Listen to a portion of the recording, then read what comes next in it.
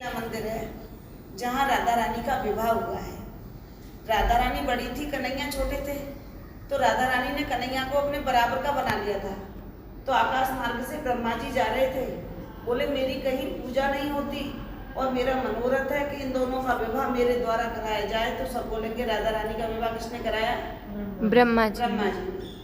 पिता का और पंडित का कर्म ब्रह्मा जी ने किया है। कन्यादान भी ब्रह्मा जी ने लिया है, पंडित कर्म ब्रह्मा जी ने किया है।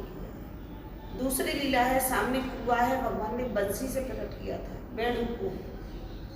बक्षासुर नाम का राक्षस था, तो भगवान गाय चरा रहे थे, तो बछड़े का रूप धारण करके भगवान की गाय में मिल गया और गायों को मारने लगा।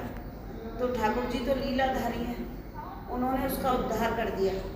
तो आप जैसे ग्वालवाल सभी साथ में थे, तो ठाकुर जी से बोले तुम गौ हत्यारे हो, पापी हो, आपने गाय के बछड़े को मार दिया।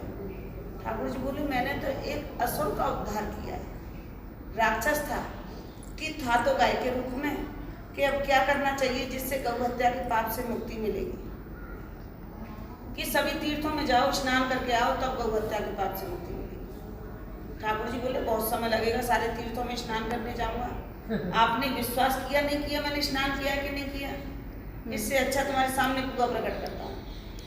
तो पहले यमुना जी बहती थी यहाँ होके, यमुना जी के किनारे भगवान ने बंसी से कुआ प्रकट किया और उसमें खड़े हो गए। सभी देवता अपने नाम का जल छोड़ दे गए, भगवान ने गौ हत्या का दोष निवारण कर लिया। ठाकुर जी बोले मैंने गौ हत्या की, मैंने दोष निवारण कर लिया, लेकिन मुझसे ज्यादा दोषी तो आप हैं। क्यों?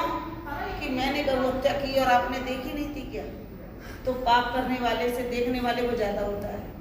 बोले भगवान अब हमें क्या करना चाहिए? कि अब जो मैंने स्नान किया उसका पानी फैल रहा है, उसमें तुम स्नान। ठाकुर जी ने जो स्नान